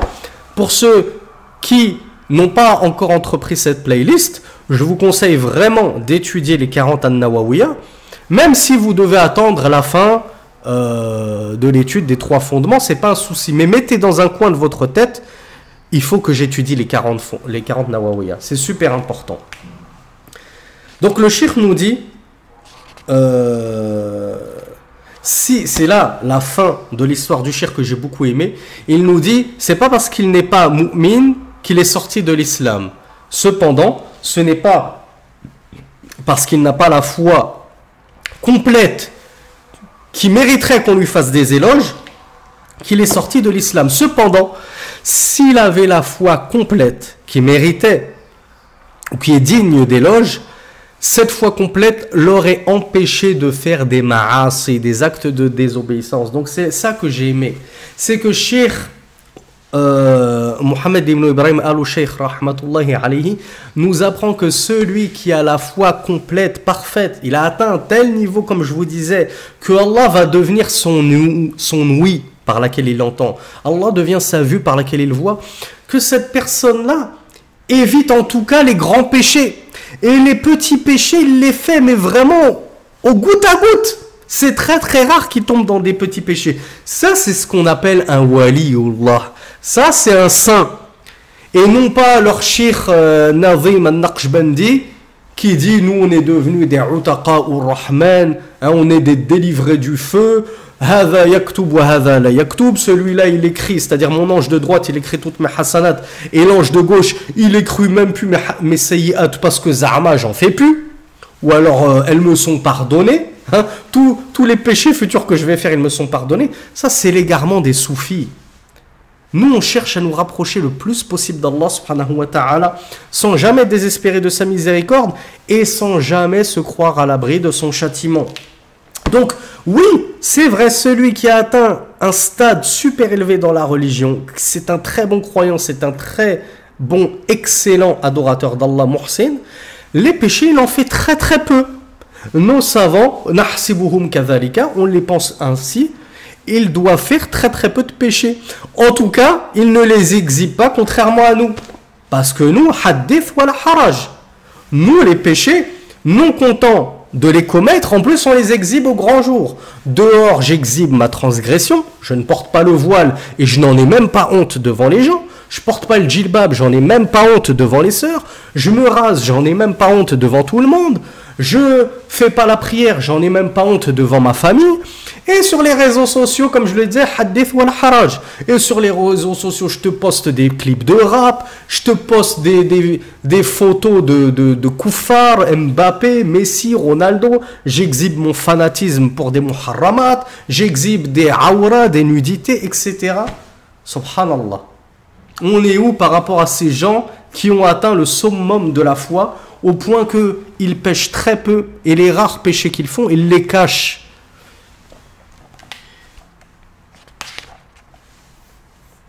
Le cheikh, rahmatullahi alayhi, nous dit وَقِيلَ لِلنَّبِيِّ صَلَّى اللَّهُ عَلَيْهِ وَعَلَى آلِهِ وَسَلَّمَ أَعْطَيْتَهُمْ وَتَرَكْتَ فُلَانًا وَهُوَ مُؤْمِنٌ فَقَالَ أَوْ مُسْلِمٌ. On avait dit au messager d'Allah sallallahu alayhi wa alihi wa sallam, lorsqu'il distribuait les parts du butin, tu leur as donné à eux et tu as délaissé un tel alors que c'est un croyant. Wa huwa mu'min. Le messager d'Allah a répondu bal muslim. Il a dit ou muslim, ou bien musulman. C'est-à-dire, qui vous dit qu'il est véritablement croyant? Quand savez-vous qu'il est croyant? Il se peut qu'il n'est que musulman. Il n'a pas atteint le stade de la foi. Donc même dans la sunna, on trouve cet échelonnage, cette graduation dans la religion. On est musulman, puis on est croyant. Et tout musulman n'est pas forcément croyant. وقوله صلى الله عليه وعلى آله وسلم لا يزني الزاني حين يزني وهو مؤمن ولا يسرق السارق حين يسرق وهو مؤمن. Messager d'Allah sallallahu alayhi wa sallam a dit, le fornicateur ne fornique pas tout en étant croyant. C'est-à-dire pendant qu'il fornique, Il n'est pas croyant. Parce que, comme l'a dit Cheikh Mohammed ibn Ibrahim, s'il était croyant d'une foi complète, sa foi l'aurait détourné des péchés. Et là, on parle de grands péchés. Imagine-toi que la foi parfaite, elle t'éloigne déjà des petits péchés. Elle fait que tu les consommes très très peu, comme je l'ai dit, au goutte à goutte. Même les petits péchés, tu en fais quasiment plus, tellement tu crois en Allah, tellement tu as peur d'Allah, tellement tu es muhsin, excellent, que tu as l'impression qu'Allah il est devant toi, parce que tu sais qu'il te voit. Si toi tu ne le vois pas, lui il te voit, tu le sais. Donc comment je peux pécher? Comment je peux transgresser? Comment je peux désobéir à Allah alors qu'il est devant moi? Il me voit, il est en train de voir ma transgression, ma désobéissance. Donc tu ne peux plus pécher. Quasiment plus pécher. Alors que dire des grands péchés? Donc voilà pourquoi le messager d'Allah a dit, celui qui fornique, pendant qu'il fornique, il n'est pas croyant. Celui qui vole, pendant qu'il vole, il n'est pas croyant. Donc le messager d'Allah, il n'a pas dit il n'est plus musulman. Il ne les a pas fait sortir de l'islam. Ça reste des musulmans. Cependant, ce sont de mauvais musulmans, avec une foi naqis, une foi imparfaite, déficiente. Parce que s'ils avaient une foi complète et parfaite, ils n'auraient pas volé et ils n'auraient pas forniqué, car ce sont de grands péchés. Et la foi en Allah, elle permet de s'éloigner des grands péchés, lorsqu'elle est sincère et véridique. Donc ça, c'est une preuve tirée de la sunna qu'il y a différents stades de la religion. Et c'est pas parce que tu es sorti de al-iman, de la foi, que tu es tombé dans le koufr, la mécréance, non. Tu es sorti de l'iman, de base, tu retombes dans l'islam, jusqu'à preuve du contraire, bien sûr.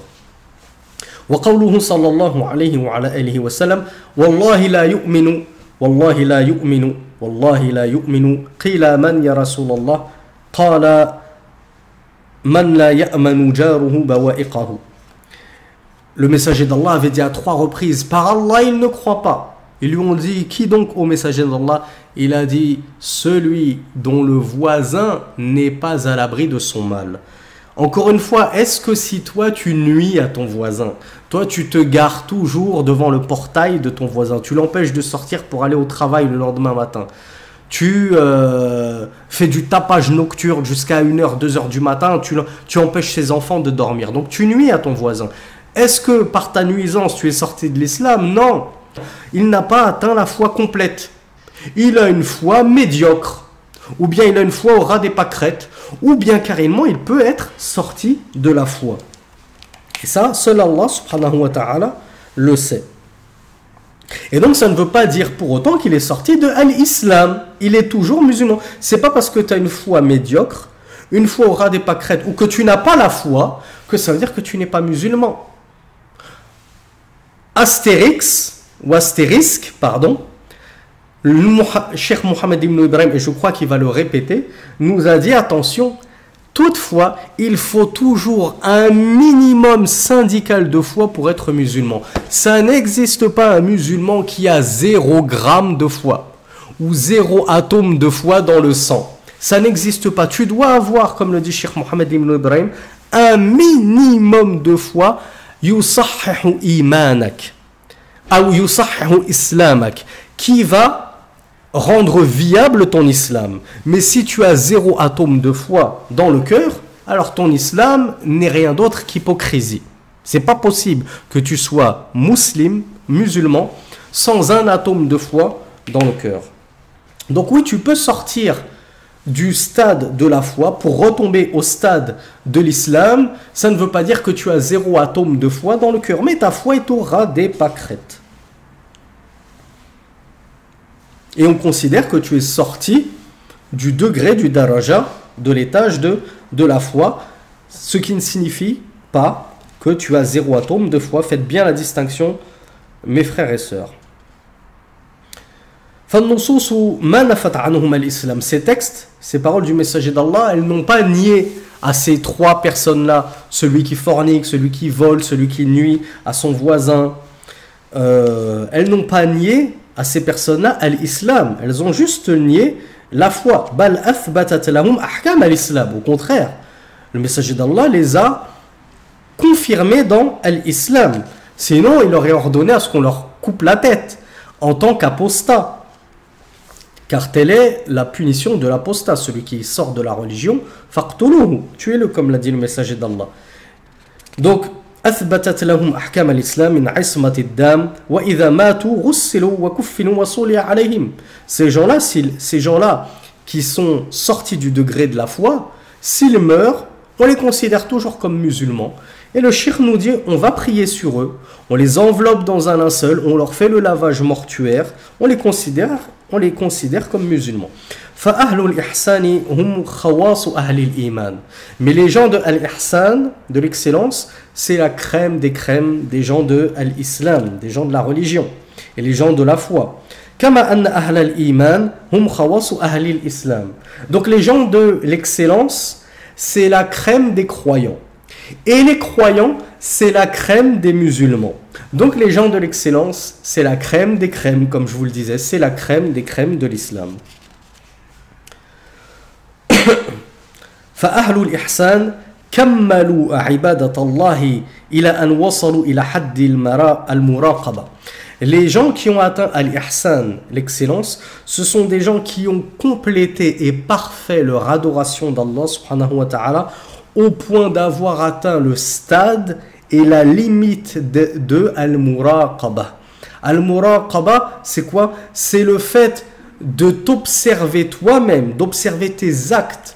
Est-ce qu'ils sont en conformité avec le Coran et la Sunna? Si oui, je les fais, sinon je les délaisse.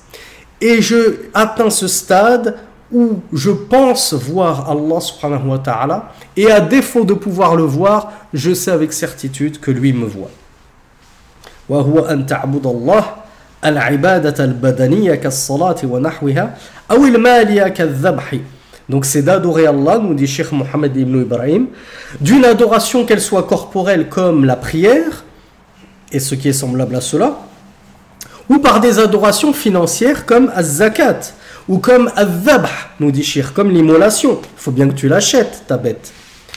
Donc, ka'annaka tarahu, comme si tu voyais Allah. Le Cheikh nous dit ka'annaka tara ma'boudaka alladhi قربت إليه القربان وأطعته فيما أمرك به يعني أن تعبده على استحضار أنك تراه وأن تكون في عبادتك الله سبحانه وتعالى من صلاة وكذا كأنك تعاين معبودك ومن المعلوم أن الذي يعبد الله على هذه الحالة فإنه لم يكن تاركا شيئا في باطن أو ظاهر إلا أتى به.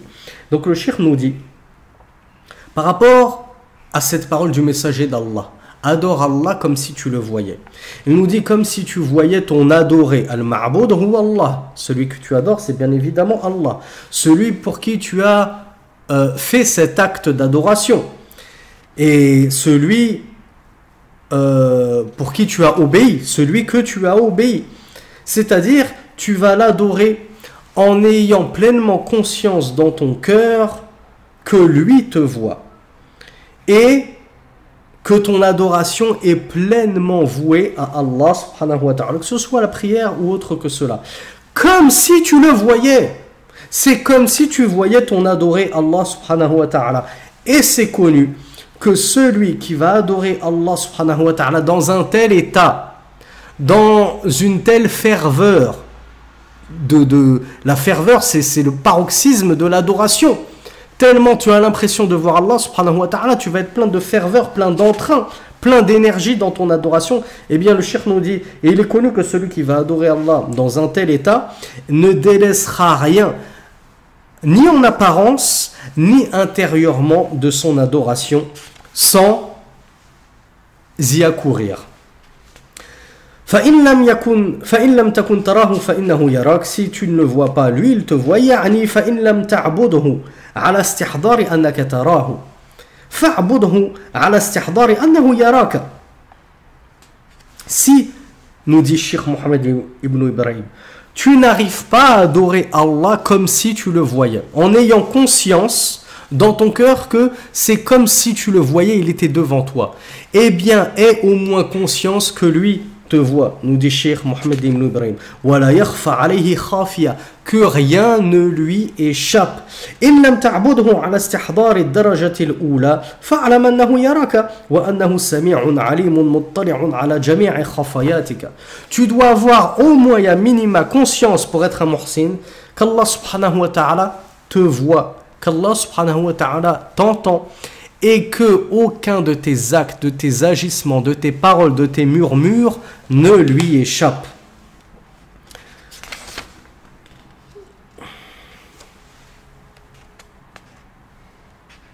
Wad dalil. Donc, ensuite, Cheikh Mohammed ibn Ibrahim nous explique, il paraphrase le Coran lorsqu'on a vu les dalils de Cheikh Mohammed ibn Abdel Wahhab. La preuve, c'est Allah qui dit Inna Allah ma'al ladhina taqaw wal ladhina hum muhsinun. Allah est certes avec ceux qui ont craint et ceux qui sont excellents, muhsinun. Là, on va sauter ce passage-là pour gagner du temps. On est déjà à 1h05. Le Cheikh n'a fait que paraphraser les versets qui se passent d'explications tant ils sont clairs. La simple traduction suffit, sachant que l'explication qu'on a donnée Cheikh, c'est pas vraiment un tafsir, hein, c'est juste de la paraphrase. Mais par contre, on va devoir directement aborder l'explication du dalil min sunnah, de la preuve de la sunna, qui est hadith Jibril, et qui fait 2, 4, 6, 8 pages. 8 pages, ça risque de nous prendre une grosse demi-heure. Allez, on va l'aborder. Je me tâte à couper la vidéo pour en faire un deuxième cours. Mais comme je vous ai dit, c'est le dernier cours concernant le deuxième fondement. Je préfère qu'on le fasse dans la foulée. La vidéo sera longue. Les plus téméraires et les courageux iront jusqu'au bout. Les moins courageux la visionneront en plusieurs fois. Et les TikTokers habitués aux vidéos de 10 secondes sauteront la vidéo quand ils verront 1h50, 2h10 au niveau de la durée. Donc le dalil de la sunna, c'était le hadith de Jibril, qui est très connu, qui est très long, que nous avons lu directement en français. Donc là, on va faire l'explication du hadith de Jibril. Vous allez me dire, oh, c'est pas la peine, tu as déjà fait son explication dans la playlist les 40 Nawawiya. Oui, c'est vrai, mais ikhwati fillah, pensez à ceux qui ne regardent pas forcément la playlist les 40 Nawawiya. Pour une raison ou une autre, il y en a qui n'ont pas envie d'étudier les 40 Nawawiya, que ce soit en parallèle des 3 fondements ou même après, ils n'en ont pas envie pour une raison ou une autre.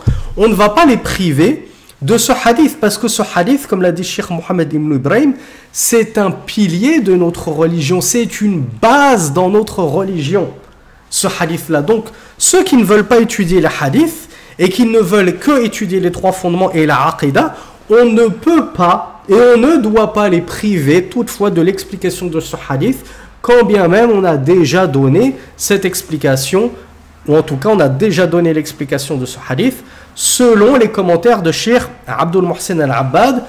Pour ceux qui ne les ont pas vus, eh bien ce sera une session de rattrapage. Pour ceux qui ont déjà étudié avec nous ce hadith-là dans la playlist des Arba'in al-Nawawiyya, eh bien ce sera une session de, de révision, et une révision avec les commentaires de Cheikh Mohammed ibn Ibrahim. Donc c'est toujours bon à prendre, comme je vous l'ai dit, c'est toujours intéressant de faire plusieurs fois l'explication d'un livre, et si possible d'alterner les shuruh, d'alterner les commentaires. Tantôt je prends le commentaire d'un tel, tantôt je prends le commentaire d'un tel, pour maximiser les profits et les bénéfices et les fawaïd. Donc ad-dalil ala maratib ad-din al-thalatha, nous dit Cheikh Mohammed ibn Ibrahim. Quelle est la preuve des 3 niveaux de la religion? Al-Islam, Al-Iman, Al-Ihsan. C'est le hadith de Jibril. Et quelle est la preuve que Al-Iman a des piliers, que l'Islam a des piliers, que l'Ihsan a un pilier? C'est aussi ce hadith, car dans ce hadith-là, on trouve tout ça. On trouve les 3 niveaux de l'islam, et on trouve détaillés les piliers de ces 3 niveaux de l'islam. Donc, ad-dalil huwa hadith Jibril al-mashhour, an Umar ibn al-Khattab, radiyallahu anhu. Donc, c'est le hadith de l'archange Gabriel, rapporté par Umar ibn al-Khattab, radiyallahu anhu. Donc il avait dit, pendant que nous étions assis auprès du messager d'Allah, un jour, voici que nous est venu un homme aux cheveux très noirs, aux vêtements très blancs. Il ne portait sur lui aucune trace de voyage. Personne d'entre nous ne le connaissait. Donc Cheikh nous dit, تعجب الصحابة من هذا الرجل حيث كان شديد بياض الثياب وشديد سواد الشعر والمسافر من شأنه ألا يكون كذلك ومع ذلك لا يرى عليه أثر السفر ولم يعرفه الحاضرون. Alors, peut-être que vous, si vous êtes sagace, intelligent, vous vous êtes dit, mais pourquoi les compagnons se sont étonnés de cet homme? Elle est où leur... Pour quel... Je veux dire, c'est pas la première fois qu'ils voient un étranger, non? Il y a un homme qui arrive, il questionne le prophète, on l'a jamais vu, il n'a pas de traces de voyage sur lui, les cheveux tout noirs, les vêtements tout blancs, et il dit au prophète, après l'avoir interrogé, tu as dit vrai. Ben, les plus intelligents d'entre vous, ils doivent se dire, il y a quelque chose qui cloche. Ce qui cloche, c'est quoi? C'est que si les compagnons du messager d'Allah, sallallahu alayhi wa sallam, comme le dit Omar ibn al-Khattab lui-même, personne d'entre eux ne connaissait cet homme. Donc forcément, c'était un étranger total et un voyageur. Parce que si ce n'était pas un voyageur, un étranger, il y aurait au moins un des compagnons du messager d'Allah qui aurait dit « Je connais cet homme, c'est Foulan ibn Foulan, c'est un tel fils d'un tel. » Personne d'entre les compagnons ne connaissait cet homme. Donc forcément, c'était un étranger. Cependant, remettons-nous dans le contexte. Et il y a 1400 ans, les étrangers, ils voyageaient en Concorde, en jet privé, en hélicoptère. Ils voyageaient au mieux, pour les plus fortunés d'entre eux, à dos de chameau. Au pire, à dos d'âne, voire à pied. Et quand tu voyages dans le désert, hein, Mohammed sallallahu alayhi wa sallam, il n'était pas aux Émirats Arabes Unis, à Dubaï, avec des gratte-ciel de partout, les routes bien goudronnées. C'était le désert à son époque. Quand tu voyageais, tu devais traverser le désert. Quand tu es un voyageur qui traverse le désert, dans quel état tu arrives à destination? Généralement, tu arrives les cheveux ébouriffés, couverts de poussière. C'est pour ça que dans un hadith des 40 Nawawiya, on trouve cet homme qui dit « Ya Rab, Ash'atha aghbara » nous le décrit le messager d'Allah. Le messager d'Allah le décrit cet homme en voyage avec les cheveux ébouriffés, couverts de poussière. « Hadha sha'nul musafir » nous dit Cheikh Mohammed ibn Ibrahim. Ceci est la nature du voyageur. C'est son état normal d'être couvert de poussière ébouriffée. Déjà nous, on prend 3 heures d'avion. Mais pour ces 3 heures d'avion, il faut se rendre 2 heures à l'avance à l'aéroport. Et pour arriver à l'aéroport, il faut déjà faire 1 heure de voiture. Et arriver sur place, il te faut 1 heure pour arriver chez toi. Tu arrives chez toi, tu sens mauvais, tu es tout poisseux, tout transpireux. Déjà, tu es dans un état déplorable. Imaginez-vous, il y a 1400 ans, quand tu faisais le chemin à dos d'âne, voire à pied, en traversant le désert. Tu étais forcément dans un état pathétique. Cet homme-là, comment l'a décrit Omar? Il a dit, il avait les vêtements d'un blanc nickel chrome. Il avait les cheveux tout noirs. C'est-à-dire qu'il n'y avait pas de traces de poussière, il n'y avait pas un peu de sable dans les cheveux, de jaune. Les cheveux tout noirs, comme s'il sortait de la douche. Les vêtements comme s'il sortait de chez le pressing. Et en plus de tout cela, il n'y avait pas une trace, une tache sur son vêtement et sur lui. On ne voyait pas une trace de voyage. Alors que c'était forcément un voyageur cet homme, puisque personne d'entre nous ne le connaissait. Donc il venait d'ailleurs, il n'était pas de Médine. Et il n'était même pas de la Mecque, parce que l'un d'entre nous l'aurait reconnu en disant « Ah oui, je le connais de la Mecque, celui-là il habite à la Mecque. » Non, celui-là, on l'a jamais vu, on ne sait pas d'où il sort. C'est comme s'il descendait du ciel, tout blanc, les cheveux tout noirs, sans trace de voyage. C'est comme s'il avait pris le Buraq et qu'il était descendu directement vers nous. Donc, elle est là l'interrogation des Sahaba. Déjà, les Sahaba, Ridwanullahi alayhim, les compagnons du messager d'Allah, déjà, ça a fait tilt dans leur esprit. Ils se sont dit, mais c'est qui celui-là? Il n'a aucune trace de voyage et pourtant, personne d'entre nous ne le connaît, donc c'est forcément un étranger qui a voyagé. Mais pourtant, il ne présente pas l'apparence du voyageur. Donc déjà, il y a quelque chose qui cloche. Deuxième chose qui cloche, on le verra, je vais pas précéder le shir. Il s'est assis donc auprès du messager d'Allah, il a posé ses genoux contre les genoux du messager d'Allah, il a posé les paumes de ses mains sur ses genoux. Le shir nous dit, et ainsi doit être la position qu'adopte le talib ilm, celui qui étudie la science. Il doit s'asseoir devant son shir avec humilité, avec respect, avec recueillement, avec déférence. Et non pas comme le font certains, tu es devant ton shir, t'étales tes pieds, tu croises tes jambes et tu lui montres tes petits orteils comme ça. Ça fait pas partie du respect. Et ça, c'est ce qu'on apprend. Ça, c'est ce qu'on a. C'est pour ça qu'on dit le véritable talib ilm, c'est pas celui qui reste enfermé dans sa chambre et qui lit des bouquins. Le véritable talib ilm, c'est celui qui va au pied des savants pour prendre la science des savants et qui va prendre en plus de la science des savants le comportement des savants.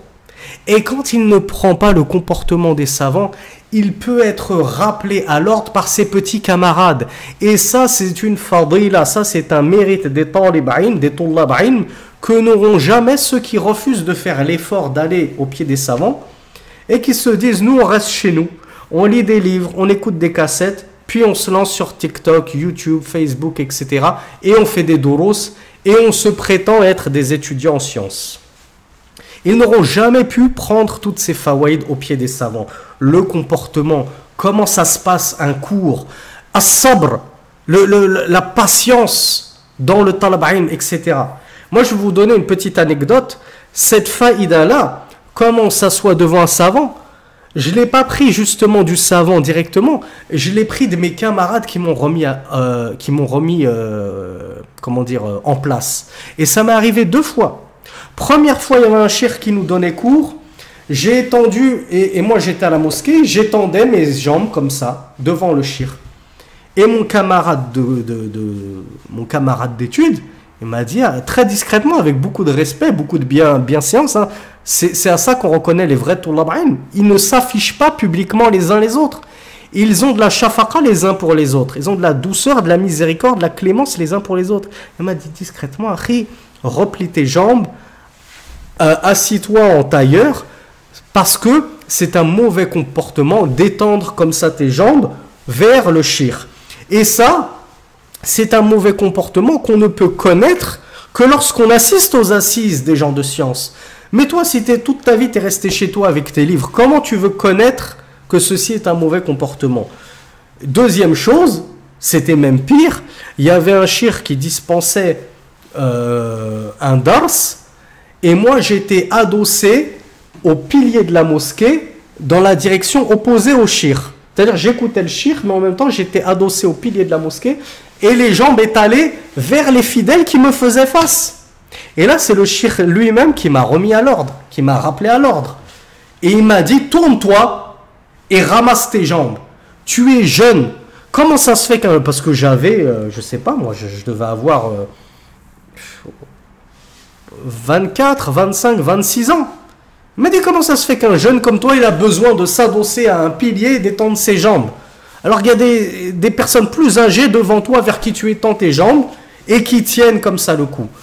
Donc ça, c'est une conduite, nous apprend Cheikh Mohammed ibn Ibrahim, c'est de t'asseoir devant ton cheikh avec respect. Tu t'assois pas n'importe comment devant un cheikh. Et pour ceux qui veulent en savoir plus sur ce genre de bon comportement, Cheikh Salih Al-Husaymi, il a plein de bonnes fawaïd, plein de bons conseils sur le comportement adopté dans le talab ilm. Et d'ailleurs, Cheikh Salih Al-Husaymi ne plaisante pas avec ça. Dès qu'il voit un manquement là-dessus, il sort de son cours et il fait sa remarque directe. Donc cet homme s'est assis avec beaucoup de respect et d'humilité devant le prophète sallallahu alayhi wa sallam. Cependant, deuxième chose qui ont attiré l'attention des compagnons du messager d'Allah, c'est qu'au lieu de poser la question au messager d'Allah en lui disant ô messager d'Allah, ô prophète, ô envoyé d'Allah, il lui a dit ya Muhammad. Et ça Ça ne passait pas chez les compagnons. Les compagnons n'avaient pas l'habitude, comment dire, d'appeler le prophète sallallahu alayhi wa sallam par son prénom. Pour eux, c'était pas respectueux. Le respect, c'était d'employer la kunya. Ya Abal Qasim, ô père de Qasim, ça c'est une marque de respect. Et le plus grand des respects, c'était de le nommer non pas par sa kunya, mais par son wadhifa, sa fonction, ô messager d'Allah. Tu pouvais pas le respecter plus qu'en l'appelant par son degré de messager et de prophète. Lui, ni l'un ni l'autre, ni messager d'Allah, ni prophète, ni envoyé, ni même Abal Qasim. Ya Muhammad. C'est pas comme ça qu'on s'adresse au messager d'Allah. Tu l'appelles pas comme tu appelles ton vendeur de choux-fleurs sur le marché. Donc ça encore, les compagnons se sont dit, waouh, deuxième chose, déjà, personne ne le connaît et il a l'apparence de quelqu'un qui n'a pas voyagé. Il s'adresse à Mohammed d'un ton familier et lui pose la question « Akhbirni anil islam » informe-moi au sujet de l'islam. Donc le messager d'Allah l'a informé au sujet de l'islam et lui a donné les 5 piliers de l'islam.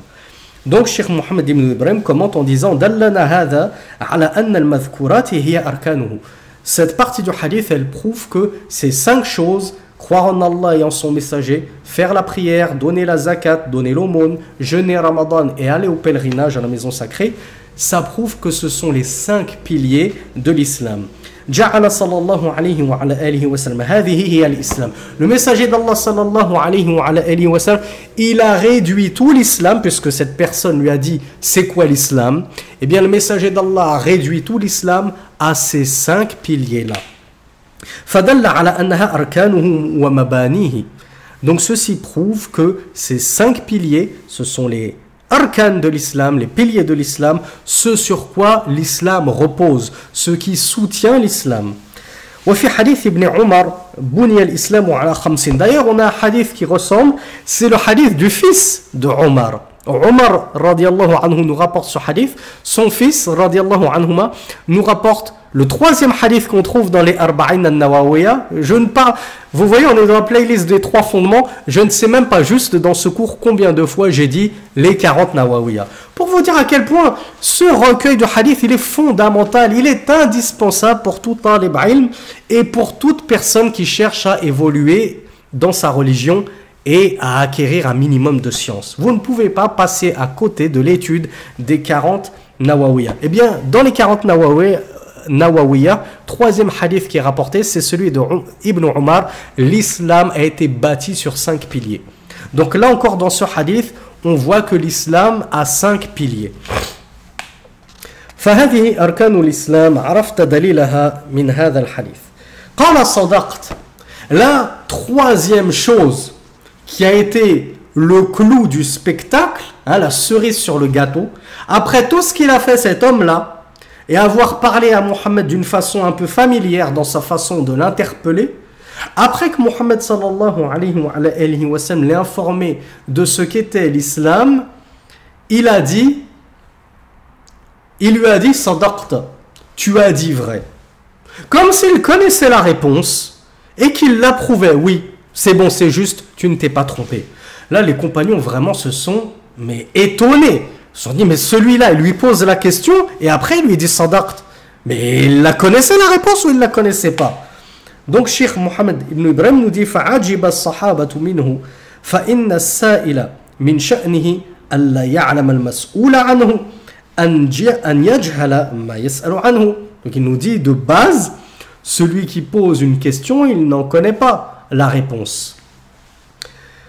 Il ignore ce au sujet de quoi il interroge la personne. Mais lui, il n'ignorait pas, puisqu'il a confirmé à Mohammed sallallahu alayhi wa sallam qu'il ne s'était pas trompé. Puis, il lui a posé la question sur la foi, al-iman. فَقَالَ فَأَخْبِرْنِي عَنِ الْإِيمَانِ. Donc il lui a demandé, qu'est-ce que la foi? Alors le messager d'Allah lui a indiqué les 6 piliers de la foi. Tu crois en Allah, en ses anges, en ses livres, en ses messagers, en le jour dernier, et tu crois au destin, qu'il soit bon ou mauvais. فجعل صلى الله عليه وعلى آله وسلم هذه الستة هي أركانه ومبانيه. Encore une fois, Cette fois-ci, le messager d'Allah sallallahu alayhi wa sallam a résumé toute la foi en 6 piliers. Ce sont ces 6 piliers que tu trouves dans ce hadith. Donc voilà pourquoi ce hadith il est si important. Il te résume les 5 piliers de l'islam. Il te résume les 6 piliers de la foi. Il te résume le pilier de Al-Ihsan. Et en plus, il va te donner quelques signes de l'heure, de la venue de l'heure. ثم في الحديث الفرق بين الإسلام والإيمان أنهما إذا اقترنا في نص فإن الإسلام يفسر بالظاهرة والإيمان بالباطن. Et ça, nous dit Cheikh, on l'a déjà vu plein de fois. Il nous dit dans ce hadith, il y a la preuve que lorsque l'islam et l'iman ils sont jumelés dans un même texte, alors l'islam va correspondre aux actes apparents. La prière, la zakat, le jeûne, le pèlerinage, ce sont des actes apparents. Et al-iman, la foi, elle va correspondre aux actes intérieurs, internes. La croyance en Allah, en ses livres, en ses anges, en le destin, etc.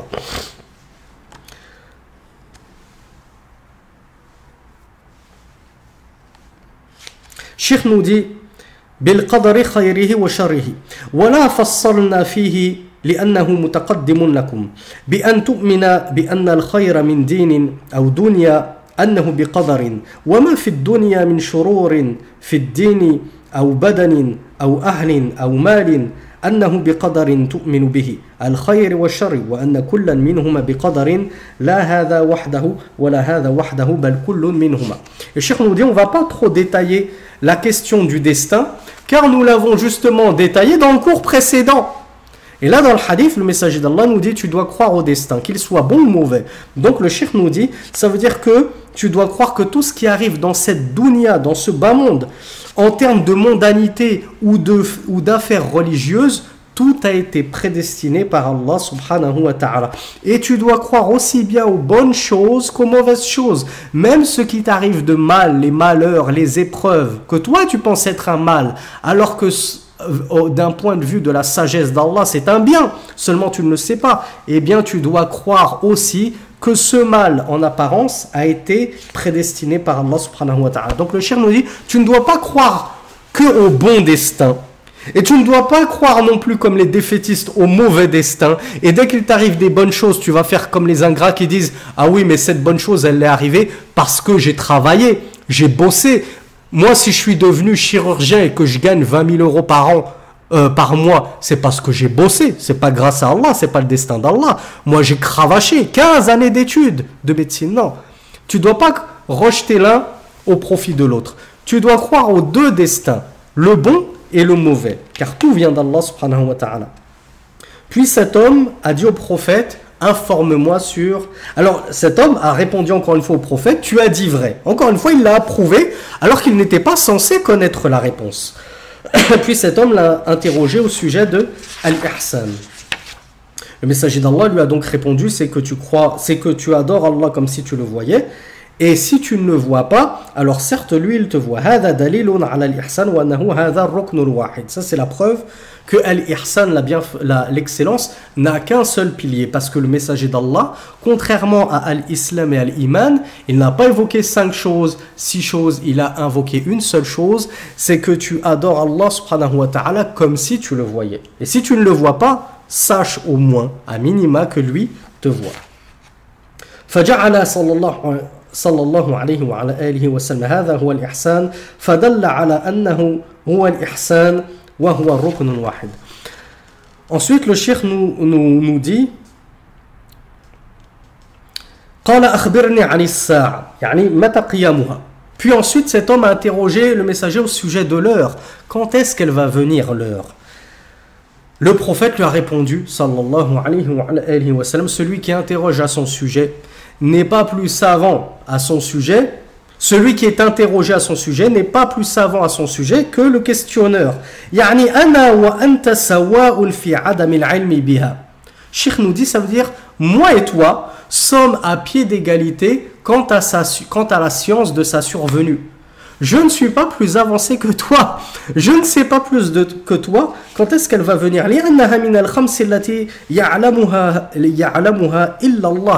Parce que l'heure, avec un grand H, fait partie de ces 5 choses que seul Allah subhanahu wa ta'ala connaît. فَإِنَّهَا مِمَّا اسْتَأْثَرَ اللَّهُ بِعِلْمِهِ. Elles font partie de ce qu'Allah s'est comment dire, Allah s'est arrogé l'exclusivité de la connaissance. Il y a 5 choses qu'Allah s'est approprié, dont Allah s'est approprié la connaissance et qu'il n'a donné à personne d'autre que lui. كما في الآية الكريمة إن الله عنده علم الساعة وينزل الغيث. Comme dans le verset, certes Allah a auprès de lui la connaissance de l'heure et il fait descendre la pluie. وفي الحديث مفاتح الغيب 5 لا يعلمها إلا الله لا يعلم ما في غد إلا الله ولا يعلم ما تغيض الأرحام إلا الله ولا يعلم متى يأتي المطر أحد إلا الله ولا تدري نفس بأي أرض تموت ولا يعلم متى تقوم الساعة إلا الله. Comme dans le hadith, ces 5 choses qu'Allah s'est approprié et accaparé l'exclusivité de la connaissance, on les trouve dans un hadith authentique rapporté par Bukhari, numéro 7379, où le messager d'Allah a dit « Les clés de l'invisible sont au nombre de 5. Ne les connaît qu'Allah. Nul ne les connaît en dehors d'Allah subhanahu wa ta'ala. » Ces 5 choses-là. Nul ne connaît ce qu'il va advenir demain. Donc nul ne connaît le futur en dehors d'Allah. Ni les devins, ni les djinns, ni les astrologues, ni les sorciers, ni Madame Soleil, ni Madame Lune, ni personne. Il n'y a qu'Allah subhanahu wa ta'ala qui connaît ce qu'il va advenir demain. Fadlan anil mustaqbal al-ba'id. Si déjà demain, seul Allah sait ce qu'il va y avoir dans le monde, ce que tu vas faire, ce qu'il va se passer, alors que dire de l'après, après demain? Que dire de dans 2 ans, 5 ans, 6 ans, 10 ans? Nul ne connaît le futur en dehors d'Allah subhanahu wa ta'ala. Première chose.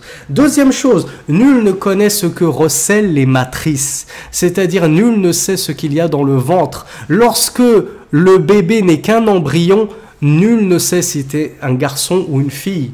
Nul ne sait s'il est unique ou ça va être des triplés ou des quintuplés, etc. Seul Allah sait. Nul ne sait s'il va vivre jusqu'à terme ou bien s'il va mourir né ou si la femme va faire une fausse couche. Donc nul ne sait ce que cachent les matrices si ce n'est Allah subhanahu wa ta'ala. Troisième chose, nul ne sait quand la pluie va tomber. Et comme c'est vrai, hein, combien de fois on regarde la météo, ah demain il va pleuvoir, averse, finalement grand soleil. On m'a fait le coup il y a 2 semaines. J'avais préparé les parapluies imperméables, averse, tatati, il a fait un temps magnifique. Ce qui prouve que nul ne sait quand la pluie va tomber, si ce n'est Allah subhanahu wa ta'ala. Quatrièmement, nul ne sait dans quelle terre il va mourir. Pourquoi? Parce que cela a, encore une fois, un lien avec le futur. Tu ne sais pas où tu vas te trouver dans le futur. Donc nul ne sait où il va mourir, si ce n'est Allah subhanahu wa ta'ala. Et enfin, cinquièmement, nul ne connaît la survenue de l'heure avec un grand H. Nul ne sait quand viendra la fin du monde si ce n'est Allah. Même l'ange chargé de souffler dans la trompe pour annoncer l'heure, il ne sait pas. Il attend. Depuis le début, il est ainsi. Il a la bouche collée au corps en train d'attendre l'ordre d'Allah. Il attend qu'Allah lui ordonne de souffler. Et alors il soufflera. Même lui ne sait pas quand viendra l'heure. Seul Allah subhanahu wa ta'ala le sait. Donc cet homme, puisqu'il n'a pas eu la réponse à sa question, puisque le messager d'Allah lui a dit « Je ne suis pas plus avancé que toi sur le sujet ». Il lui a dit « Alors informe-moi au moins des signes précurseurs, les signes avant-coureurs de l'heure ». Alors le messager d'Allah lui a dit « C'est le fait que « Antalid al-amatu, ya'ni al-mamluka, rabbataha, ya'ni sayyidataha ». Donc le cheikh Mohammed ibn Ibrahim nous dit, ça veut dire que l'esclave, hein, la captive de guerre, al-mamlouka, celle qui est possédée, va donner naissance à rabbataha, yani sayyidataha, sa maîtresse. C'est bizarre, comment ça? Un esclave va accoucher et sa progéniture, ça va être son maître, sa maîtresse, c'est étonnant. Eh bien, le cheikh nous dit, min alamati qurbiha dhalika, hadhihi hiya al-alamatu al-ula. Al-ma'na, anna as-sarariya al-mazbiyat yakthurna, wa yastawlidunahunna, faman waladathu, fahuwa sayyiduha, li'annahu sababu 'itquha. Comment est-ce que Cheikh Mohammed ibn Ibrahim il a interprété cette partie du hadith, il a dit ceci est un signe de l'heure que après le messager d'Allah, dans l'avenir, après la disparition du messager d'Allah, il y aura beaucoup de butins de guerre. Les musulmans vont faire de grandes conquêtes, ils vont conquérir le monde. Et qui dit conquête, dit butin de guerre. Et le butin de guerre, c'est aussi bien l'or et l'argent que les femmes et les enfants. Les femmes et les enfants des vaincus devenaient captifs et donc devenaient la possession des musulmans. Donc les musulmans allaient posséder beaucoup de captives. Et, comme vous le savez, en islam, on a le droit, un maître a le droit d'avoir des rapports sexuels avec sa captive, avec son esclave. À ne pas confondre avec la domestique. Hein. La domestique que tu payes, tu lui donnes un salaire pour qu'elle te fasse le ménage chez toi, tu n'as pas le droit de la toucher. Tu n'as pas le droit de la voir sans son voile. Attention, il y a captive de guerre qui est esclave et il y a domestique. Ça n'a rien à voir. Mais la captive de guerre, celle que tu as eue dans le butin, elle, oui, tu as le droit d'avoir des relations avec elle. Et elle peut enfanter. Naturellement, elle peut enfanter de toi si Allah t'a prescrit un enfant avec cette fille. Comprendre, l'esclave va donner naissance à sa maîtresse. Parce que cette esclave-là, elle va donner la naissance au fils de son maître. Tellement il y aura d'esclaves parmi les musulmans. Et donc, il y aura beaucoup de relations sexuelles entre les musulmans et leurs esclaves. Donc voilà comment on l'a expliqué Cheikh Mohammed ibn Ibrahim. Et autre signe de la fin des temps qu'a annoncé le messager d'Allah, tu verras les nu-pieds. Al-hufat, c'est le pluriel de hafin, c'est celui qui n'a pas de souliers, hein, il est pieds nus. Al-urat, min arin, wal-ari huwa alladhi la thiyaba alayhi. Al-ari, tu vas voir ceux qui sont nus, ils n'ont pas de vêtements. Donc ils n'ont pas de chaussures, ils n'ont pas de vêtements. Al-'alatu jam'u 'a'ilun wal-'a'il huwa al-faqir. Tu verras les pauvres. Ri'a ash-sha, ri'ahum ar-ru'at jam'u ra'in wash-shah hiya al-ghanam. Donc tu verras les bergers d'ovidés, ceux qui gardent les moutons et les brebis. Yatatawaluna fil bunyan.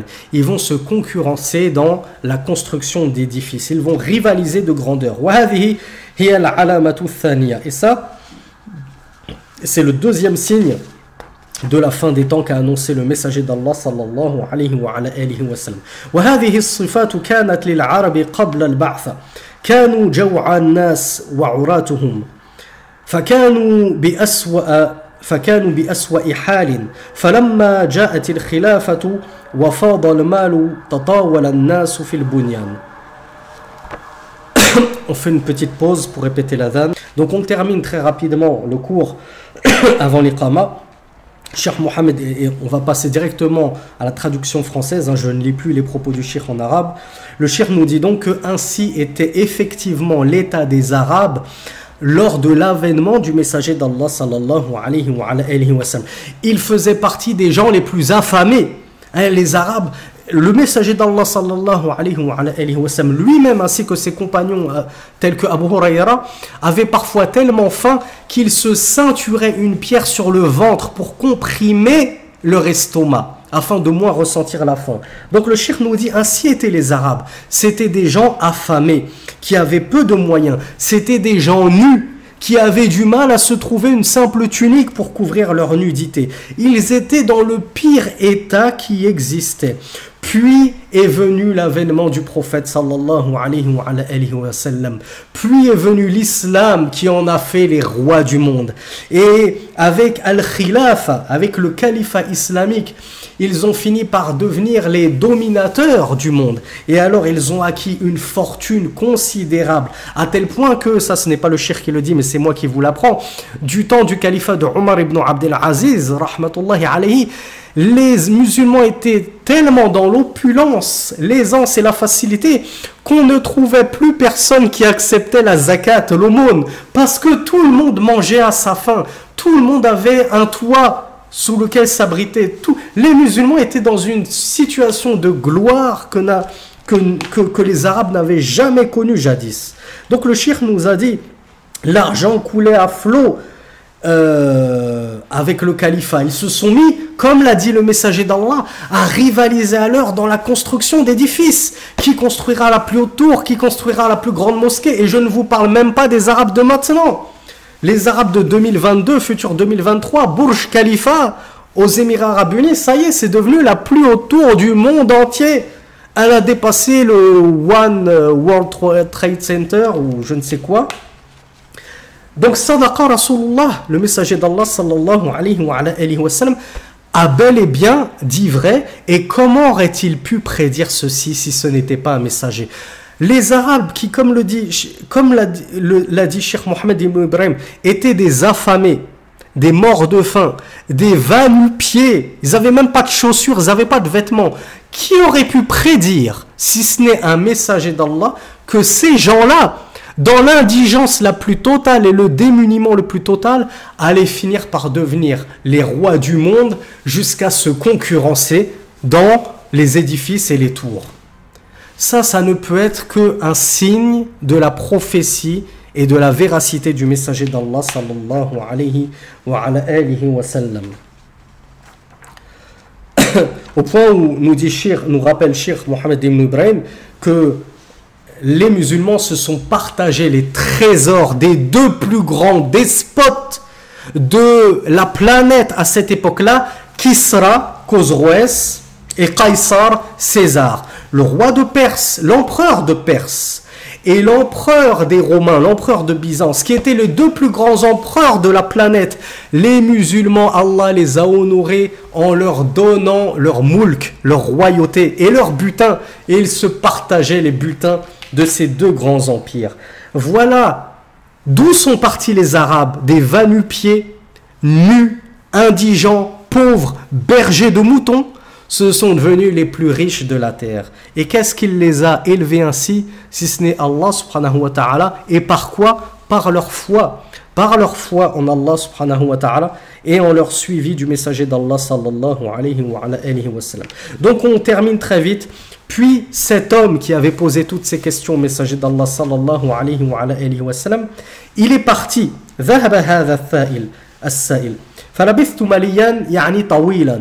Puis j'ai demeuré un certain temps, nous dit Omar ibn al-Khattab. Cheikh Mohammed ibn Ibrahim nous dit que maliyan, ça signifie tawilan, un long moment. وفي بعضها ثلاثا. Et dans des versions on trouve que ce long moment il était de 3 jours. 3 jours entiers se sont écoulés depuis que cet homme est parti. Puis le messager d'Allah m'a dit: ô Omar, sais-tu donc qui est celui qui a interrogé? J'ai dit: Allah et son messager sont plus savants. وهذا فيه حق من سئل عما لا يعلم أن يكل العلم إلى عالمه ولا يتكلف كما قال تعالى لنبي صلى الله عليه وعلى آله وسلم قل ما أسألكم عليه من أجر وما أنا من المتكلفين فإن من أعظم التكلف أن تسأل الإنسان عن شيء فيتكلف العلم وهذا قيل في الله أعلم نصف العلم يعني أن العلم منقسم إلى قسمين فوظيفة ما تعلم أن تجيب عنه بما تعلمه ووظيفة ما لا تعلمه تجيب عنه بقوله الله أعلم.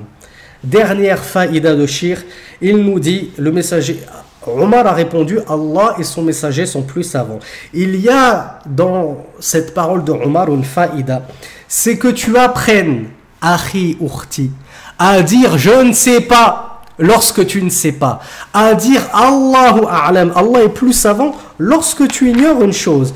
Il nous dit: tu ne dois pas t'efforcer à essayer de trouver, chercher la réponse si tu ne connais pas la réponse. Dans le sens, n'invente pas de réponse. Par contre, va chercher dans le sens, va interroger les étudiants en sciences, va interroger les imams, va interroger les savants, va consulter des livres de sciences pour trouver la réponse, oui.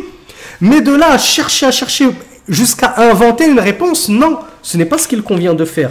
Le cheikh nous dit, Allah a dit à son prophète, dis, je ne vous demande aucun salaire pour cela, c'est-à-dire pour le Coran, et je ne fais pas partie des mutakallifin. Le cheikh nous dit, le takalluf, c'est le fait de demander aux gens une chose, et au point qu'ils vont être forcés de t'apporter une science à ce sujet, alors qu'ils n'en ont pas science.